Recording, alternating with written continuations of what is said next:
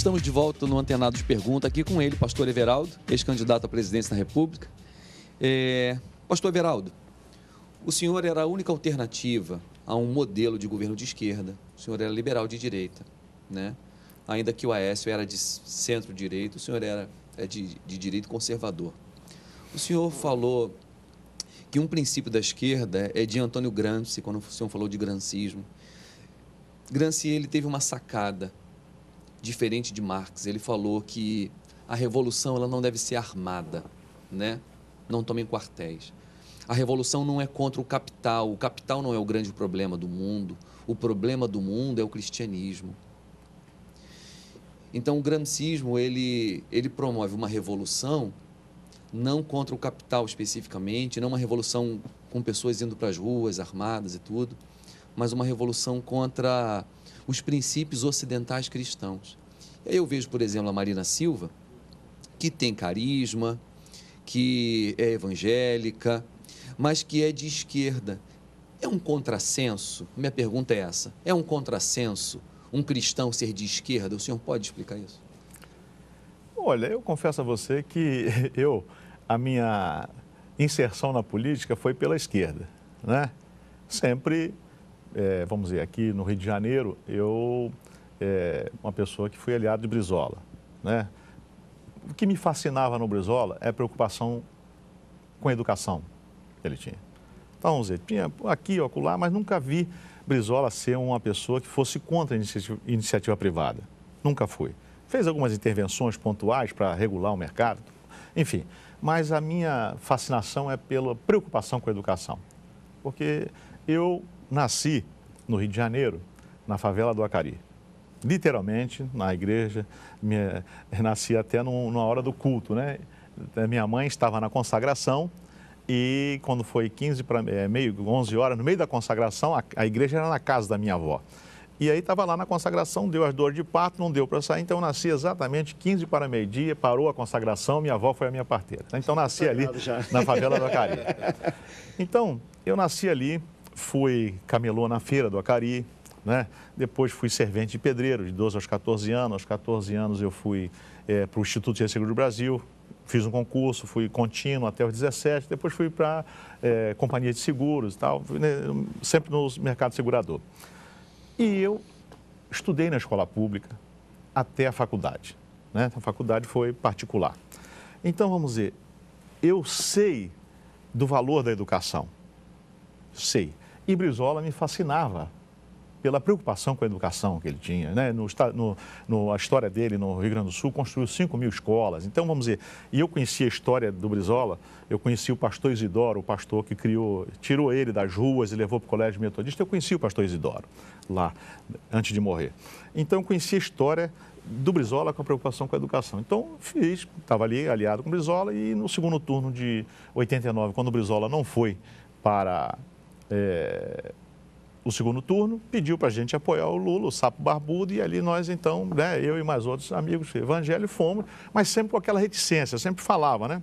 Aí depois conheci até aqui a Benedita e tudo, que era, naquela época estava no PT, vereadora, deputada federal, nossa irmã da Assembleia de Deus, então a gente já foi quebrando aquele medo, né, coisa e tal, ali, e vi que eles naquela altura, quando estavam querendo chegar no poder, não colocaram as unhas de fora. Né? Então, a gente acreditava que podia ser uma alternativa, né? Não via essas coisas assim.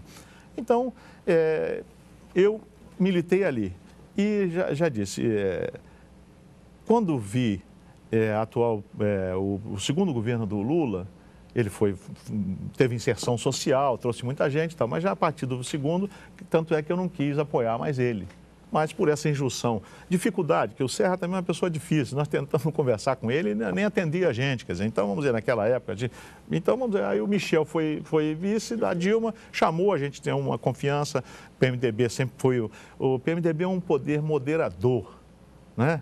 No Império teve o imperador, depois teve as Forças Armadas como moderador, e o PMDB tem sido, as pessoas falam muito assim, mas ele tem sido um poder moderador, quer dizer, ele está ali, não deixando ir, tanto é para lá ou para cá. Então, hoje, quando você vê aí a posição do PMDB, se não fosse o PMDB estar na Câmara ali, ter assumido, inclusive um deputado do Rio de Janeiro, se fosse um outro do PT, nós estávamos arrasados, tinha acabado com a gente. Tinha acabado. Então, o PMDB está ali firme agora, fazendo um contraponto. O senhor que é de origem de esquerda, hoje sendo direita conservadora, um cristão, hoje, pegando o gancho da pergunta do Michel, na sua opinião, a sua opinião é pessoal, ele pode ser de esquerda? O senhor já passou pelos dois caminhos. Então, o senhor tem base para dizer. Eu não vou dizer assim. É que hoje, no Brasil, esquerda e direita não é o conceito... Ideologia partidária parece que não é um conceito muito assim, né? É um conceito que não cabe, vamos dizer. Você não pega... é como republicanos e democratas. Exatamente, entende? Não é como na Alemanha, tá certo? Na Alemanha, o partido da Merkel é o partido cristão.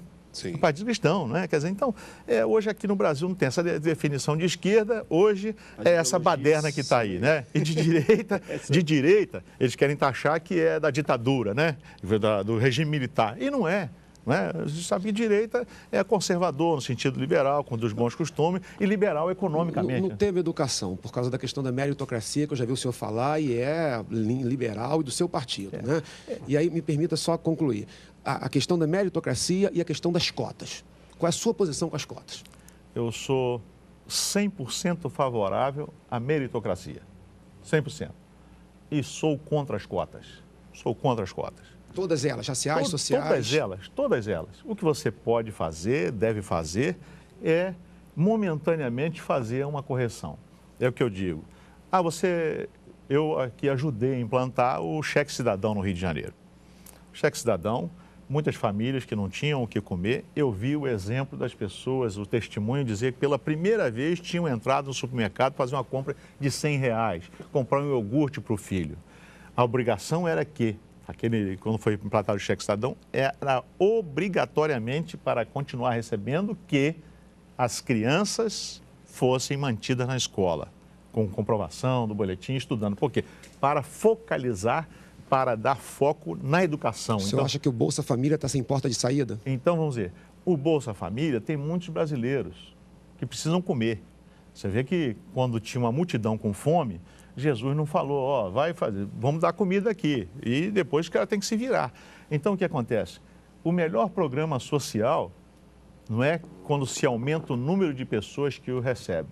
O melhor programa social é quando cada um que recebe pode dizer, eu não preciso mais do programa social, porque você viabilizou a pessoa colocar o seu talento empreendedor, ganhar o seu dinheiro e ter a sua carteira assinada, como eu tive aos 14 anos de idade.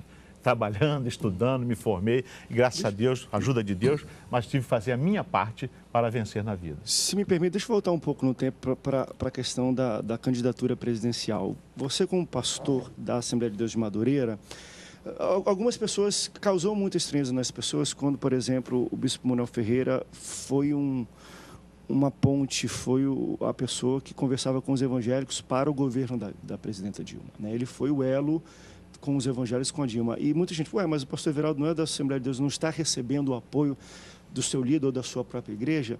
Foi estranho para o senhor ver esse tipo de coisa? E como é que foi, às vezes, sair como um pastor evangélico pela primeira vez, declaradamente, né, evangélico e pastor como presidente? Teve apoio de igreja? É difícil ter apoio de igreja? Somos descentralizados, não somos unidos nesse sentido? Não. A democracia é boa por causa disso. Permite cada um tomar o seu rumo, o seu destino. Eu sou um pastor da Assembleia de Deus, mas sou um líder partidário. Perfeito. Então o partido me escolheu. Aí, mas por que botou o nome pastor? Porque eu sempre fui conhecido como pastor. E aí, vamos dizer, a gente faz pesquisas qualitativas para saber as coisas, isso é natural, claro. Tem que usar os métodos científicos.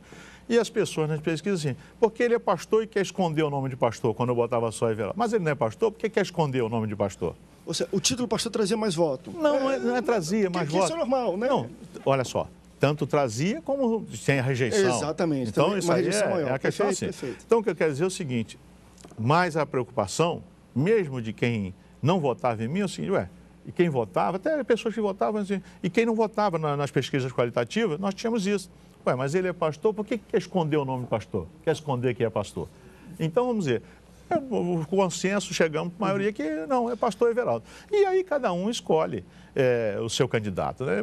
Você esperava ter mais facilidade em ter apoio de pastores e lideranças evangélicas pelo Brasil? Olha só. Por Pô, dá a cara da campanha. Como entra com o pastor, você fala, olha, minha campanha... Sem dúvida, eu vou dizer para você o seguinte. Deus tem os seus planos, não é? É soberano sobre todas as coisas. Mas vamos analisar aqui friamente, sem paixão nenhuma. Naquele período ali, até a morte do deputado do Eduardo Campos, quando o avião caiu, eu já pontuava em muitas pesquisas 8%, 9%, 10%. Já estava assim. E a oposição, tanto o Eduardo Campos e o Aécio, que são pessoas do nosso relacionamento, Everaldo, você não vai desistir não, né? Porque eu chegando a 10%, garantia que a eleição ia para o segundo turno. Você não vai desistir não, né? Não vai não. Eu vou precisar do apoio de vocês no segundo turno, né?